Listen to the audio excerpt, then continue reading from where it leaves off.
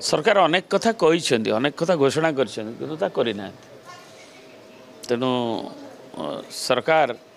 जहाँ जहाँ घोषणा करते निर्वाचन प्रतिश्रुति देते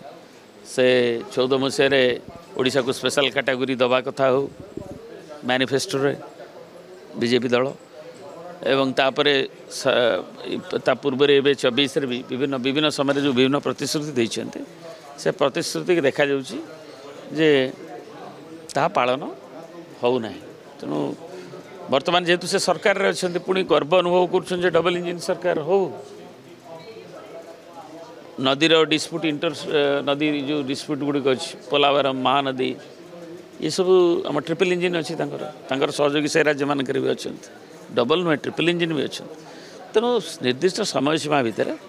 ताकू सरकार पूर्णता को करवा उचित से रेस्पॉन्सिबिलिटी नवा उचित नहीं नहीं से कथा नहीं जे पंजीकरण किभली सरल हो पार से आम दाबी कर विभिन्न जिले में आमर विक्षोभ विजु जनता दल तरफ दि एवं एवं आमर जो फार्मर्स कनक्लेव होता शंख भवन नवीन बाबू निर्देश